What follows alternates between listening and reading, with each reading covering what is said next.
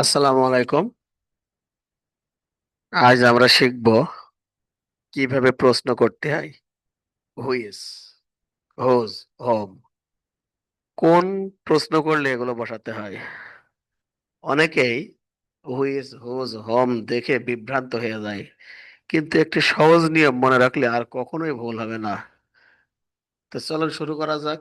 Who's, WHICH, who's মানে কোনটি। যখন আপনার সামনে একাধিক অপশন থাকবে, আপনি তখন জানতে চান কোনটি।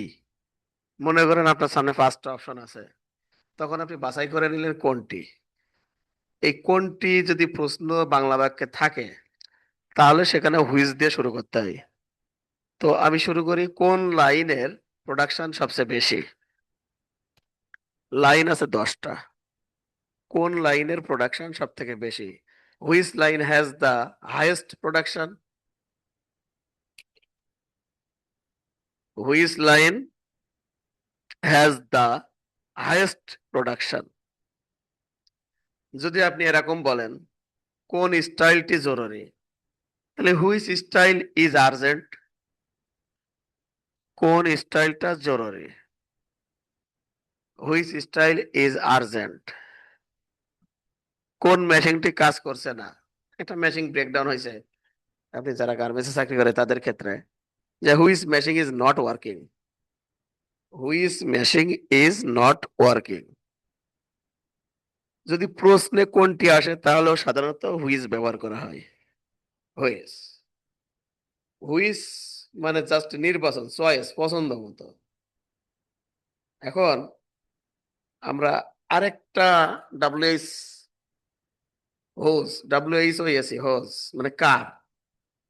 যখন মালিক, দায়িত্বশীল ব্যক্তি বা কোনো কিছুর অধিকারী কে তা জানতে চায়, তখন হুজ ব্যবহার করা হয়।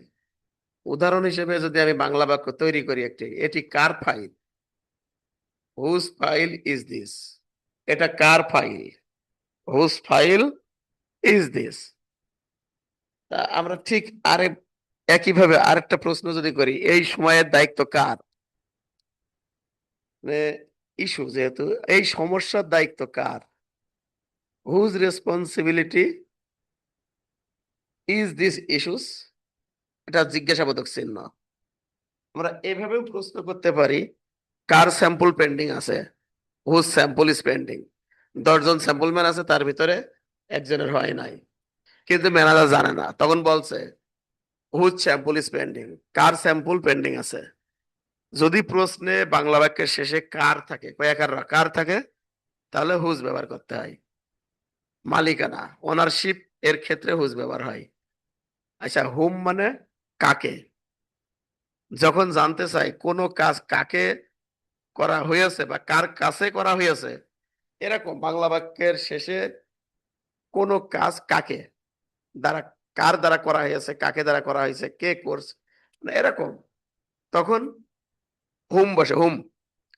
তা আপনি কাকে জানিয়েছিলেন, একটা কাজ আপনি করতেছেন, করতে করতে কাজটা শেষ করেন নাই অথবা বাদ রাখছেন, কিন্তু আপনার ম্যানেজমেন্টে জানানোর কথা।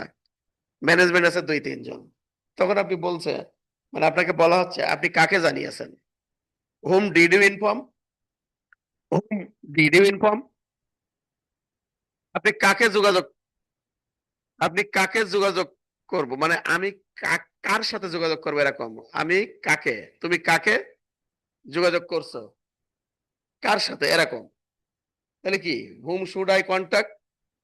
আমি কার সাথে যোগাযোগ করব? Whom should I contact? Whom did you report to? আপনি কাকে রিপোর্ট করেছেন? যদি প্রশ্নে কাকে থাকে, তাহলেও হুম বসবে। হুম হচ্ছে কাজের গ্রহণকারী, রিসিভার, কাজ গ্রহণকারী রিসিভার, এই ক্ষেত্রে হুম বসানো হয়, একটু বুঝতে। তা আমরা হু ভার্সেস এবং হুম, এই দুইটার পার্থক্য নিয়ে এখন একটু আলোচনা করব। অর্থাৎ হু এবং হুম এর ভিতর পার্থক্য কি? হু ইজ রেসপন্সিবল, দায়িত্বে কে আছেন। এখানে কি বলা হচ্ছে, কে দায়িত্বে আছেন, সেই ক্ষেত্রে হু ব্যবহার করা হয়েছে। এখানে ব্যক্তি কাজ করছে, তাই হু। আপনি কাকে জানিয়েছেন, হুম ডিড ইউ ইনফর্ম। এখানে ব্যক্তি কাজ গ্রহণ করছে তাই হুম বসছে। এখানে যে ব্যক্তিটি আছে সে কাজ গ্রহণ করছে তাই হুম বসছে। এখন প্রোডাকশন একটা উদাহরণ আমি দিতে পারি। লাইন টার্গেট পিছিয়ে আছে, লাইন টার্গেটে পিছিয়ে আছে, মানে 5-7টা লাইন আছে, তার ভিতরে একটা লাইন টার্গেটে পিছিয়ে আছে। Which line is behind the line target? যদি কোয়ালিটি নিয়ে কথা বলি, কবে অনুমোদন বাকি আছে, মানে কার অনুমোদন বাকি আছে, sorry, whose approval is pending. Planning নিয়ে কথা বললে কি হয়, কোন অর্ডারকে অগ্রাধিকার দেওয়া উচিত, which order should be prioritised. যদি ম্যানেজমেন্ট নিয়ে আমি আপনাদের সাথে কথা বলি, তাহলে আমাদের প্রথমে কাকে জানানো উচিত, হুম শুড উই ইনফর্ম ফার্স্ট, আমাদের প্রথমে কাকে জানানো উচিত, তাহলে কি হুম শুড উই ইনফর্ম ফার্স্ট। তাই মেমোরিতে সুন্দরভাবে ট্র্যাক করে রাখার জন্য হুইচ মানে কোনটি চয়েসের ক্ষেত্রে, হুজ মানে কার অনারশিপ, এবং হুম মানে কাকে যে রিসিভ গ্রহণ করে। আপনাদের জন্য একটা মেসেজ, হুইচ হচ্ছে চুজেস, হুজ হচ্ছে ওনার, আর হুম হচ্ছে রিসিভস। যদি মনে রাখার স্বার্থে আপনারা বলতে পারেন নির্বাচন, জাতীয় বাংলা কিংবা ওই ধরনের মেকিং সেন্টেন্সে যদি আপনি বুঝতে পারেন তাহলে হুইচ, আর হুজ মালিক মানে মালিকানা, মালিক এই ধরনের মানে অর্ডার করা হচ্ছে তখন হুজ, এবং কেউ কাজ করতেছে, গ্রহণ করতেছে, রিসিভ করতেছে, এরকম হইলে হুম। তো থ্যাংক ইউ এভরিবডি, অসংখ্য ধন্যবাদ আপনাদেরকে আমার সাথে থাকার জন্য।